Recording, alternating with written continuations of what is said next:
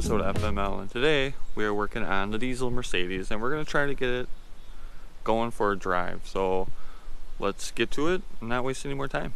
So what we are going to be working on today are the brakes and getting it back to running so we can try to take it for a drive and see how the transmission does. What we have are all new brakes. We got pads, rotors, two different types of pads because there's like 4 different calipers for these cars. It's kind of ridiculous. And then we got new oil and fuel filters, so we're gonna get that stuff changed as well. Air filter. And we're gonna try rebuilding a caliper. 2 calipers. I've never done this before. So if you're watching this for a well thought out tutorial, just stop now.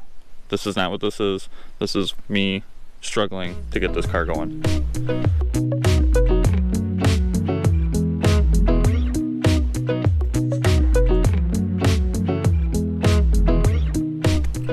Alright, so we got our wheel off. Here is the caliper, and this is the one that's been sticking on this car. Apparently it was dragged, and that's why we got this going on.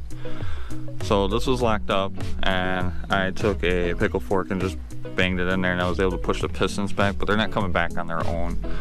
So we got new caliper, seals, and new rotors and pads. So now let's get this off, which should be fun because my brake line here, I probably should have got new brake hoses for another video.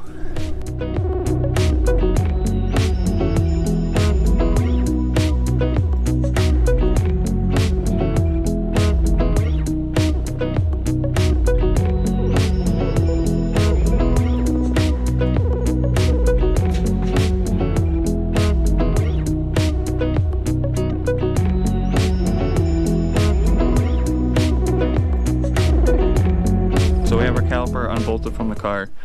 I cannot get this brake line. It's kind of starting to strip, and I don't want to strip it that bad, so I'm going to order new ones, and that'll also be for another day.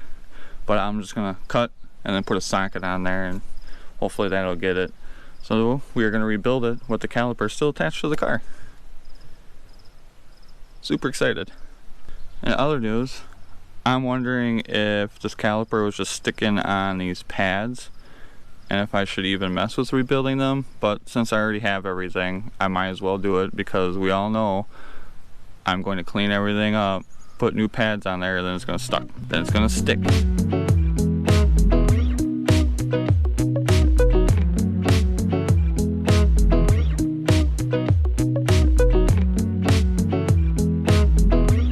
Alright, so we have it split. So I'm leaving the part with the hose on there, and then I am going to practice on this one first, so I know what I'm doing when I go to do that section, which is going to be harder just because it's attached.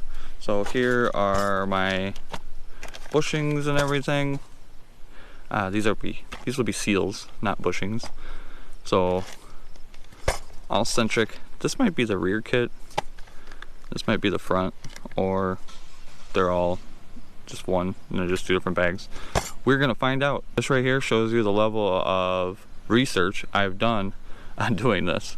So I'm gonna go inside and watch a video real quick and see what happens. Alright, thank you YouTube for letting me know that I probably won't be able to do this. It just seems so easy. So I need like a hydraulic press, and I should have kept the calipers together to do this, and even then, how bad these pistons were seized in there, I still might not be able to get those out. I thought I could just pull them out. And in case if any of you are wondering, I do not own a hydraulic press. You guys think this is a shop? Does this pop right out? What's going on? With that being said, I am going to order rebuilt calipers because they come out to be like $40 a piece. Me being a cheapskate, thought I could do this. So, another day.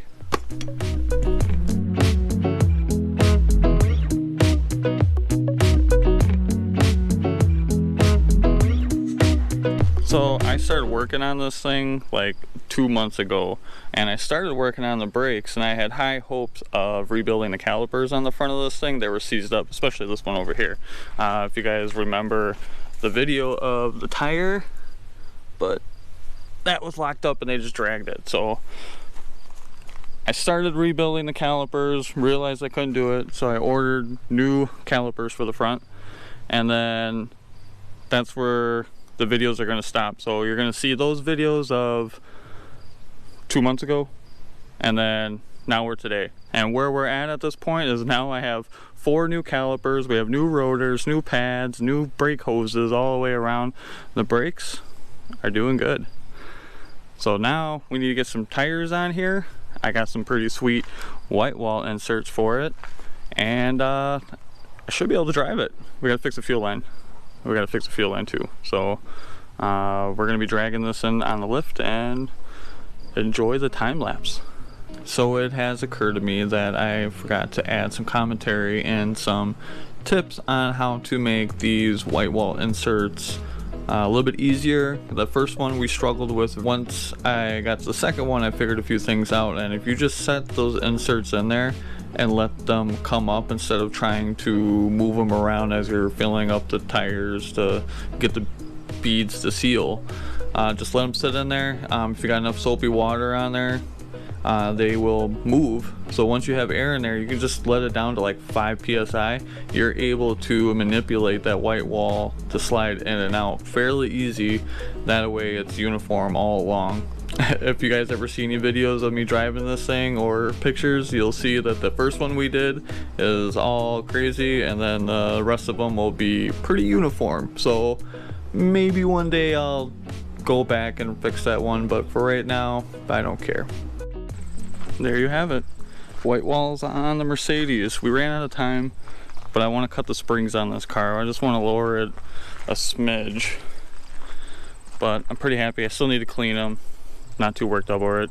I fixed one fuel leak and another one sprung up. I'm assuming when I was fixing that one, I moved the line just a little too much and it broke the other one here. So that still needs to be done. Again, started right up. We got some diesel in it, some fresh diesel. Runs great. Still having a problem with the throttle. I need to manually do it. I think I need to fix the spring that's there. The next video is going to be me cutting the springs on this and cleaning it out. I'm going to leave the paint the way it is. I kind of want to paint the roof white, this whole section here. So we'll see how I'm feeling about this car once I get fuel lines fixed and getting it out on the road, because I can't drive it with no throttle. So it's a good time. It's editing day and I realized that I did not record a closing remark on the video. I have gone back and tried replacing that fuel line that was leaking, and another place is leaking. So I'm just going to replace all the fuel lines on it and move on with my life. And then I should be able to drive it. The next video that you guys will see from me is me bringing it home and cutting the springs on it, lowering it, cleaning it out, and making it presentable. More presentable than it is. I don't know. But on that note, thanks guys for watching, and remember to keep making financial mistakes, which this one's turning into a big one really fast. $30,000 later on a $400 car. Just know I am not spending $30,000 on this car. I can go get a brand new W123 for $30,000.